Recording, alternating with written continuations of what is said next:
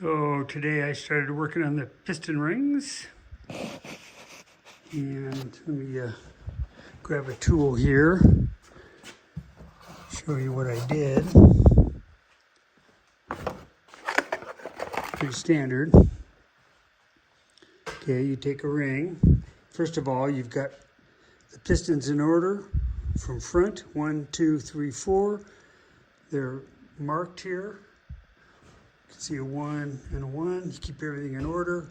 Piston also has an F here, so that goes towards the front because of the chamfers that are on these things and the directions they go.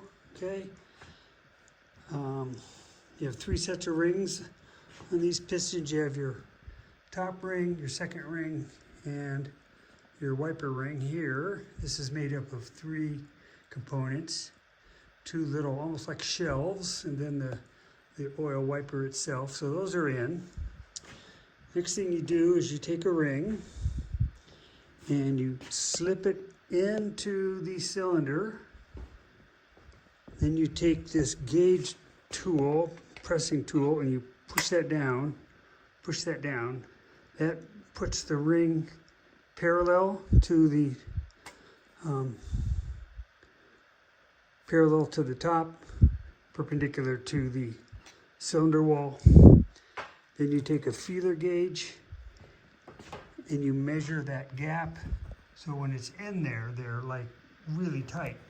So what I did is I went along and I measured all those and then wrote them down. 17, 16, 16, 16 thousandths of an inch on the second ring. Thickness of a hair is, 4 thousandths. So, get the idea. And then the second ring, you see it comes here. They mark it, second ring, top ring, like I said, the third ring, okay?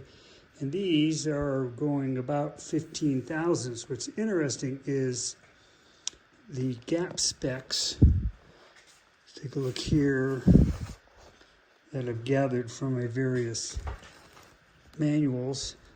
Top ring is basically 10 thousandths to 16 thousandths.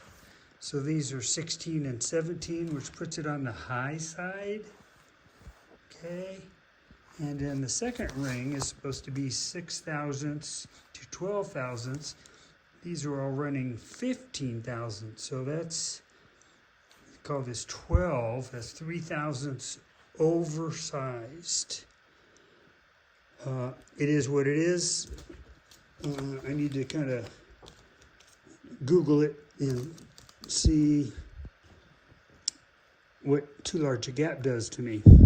Otherwise, I'd have to have a new set made. So we'll look into that. That's all I got done. I also cut a little piece of tubing here. So when you take this and you slip it down inside the cylinder, you don't scratch the walls. And then these are the bearings here, and they'll get pressed in, and those will go in. So once I determine what's happening with the ring gaps, I can put the pistons in. Okay, so Google AI says a piston ring gap that's 3 thousandths inches over spec is generally acceptable and often preferred, as a slightly larger gap reduces the risk of ring ends touching and causing engine damage from thermal expansion, which means if the engine gets really hot, the rings expand and that gap gets too small. So the company that made these obviously took them to a larger gap size than Nissan or Datsun would have spec'd out. The negative side here is it could cause a little blow by, but I don't think 3 thousandths thickness of a hair is going to cause any problems. So they're probably ready to go.